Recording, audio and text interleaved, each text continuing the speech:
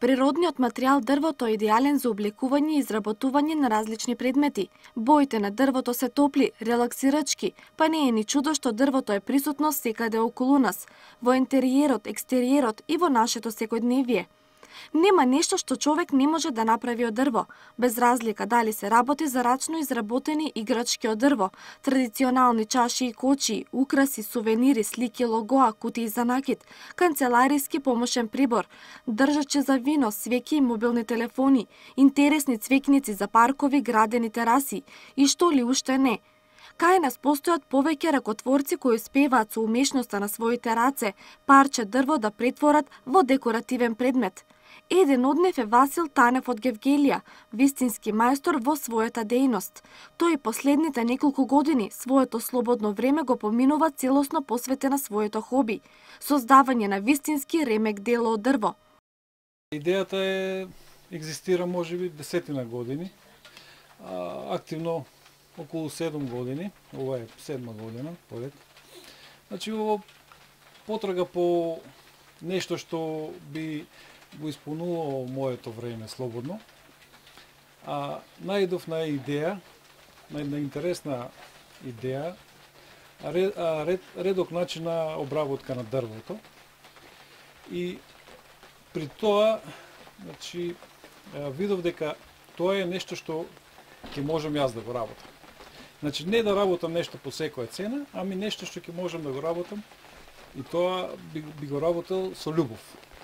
Работното катче на Васил на прв поглед изгледа како разгледница привлечна за сечие око.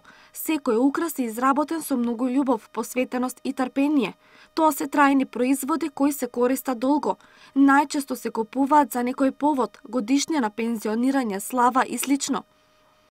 Да се изработи еден предмет од дрво, значи со овој стил на обработка на дрвото, најпорен е потребен цртеж. Значи, цртежот се пренесува на дрвото, отколку ќе се пренесе на дрвото, сега настапува моментот кога дрвото почнува да се обработува на начин со така наречена копир пила, значи копир пила, или најчест употребуван стил со така наречена паралелна рака. Долг ли е процесот? Колку време е потребно за да се направи еден предмет? Во зависност од тоа за каков предмет се работи. Значи, така и времето се планира, исто така и изборот на дрвото е многу важно. Од какво дрво се изработуваат? Повеќе видови на дрво. Значи, зависи намената на предметот. Можно е да биде тоа белбор, чам, бука, дап, топола, липа, круша, па да не речем и бамбус. Значи, повеќе дрвета кои се присутни на ова подрачје тука. Суровината од каде ја набавувате дрвото? Локално, тука локално, од локалните пилани, значи соработувам со повеќе од нив, така да добивам, да кажам, дрво кое би морало да биде, значи, прва класа за да тоа што се работи го доживее својата убав финиш. Според Васил, најважната работа е последната фаза во изработката, заштитата на предметите од инсекти и надворешни влијанија. Користиме, значи, во одредени случаи и еколошки премази, значи таму кај што ќе бидат употребувани наменети за да кажем во кујни или на некои други места, потребно е да бидат со еколошки премази.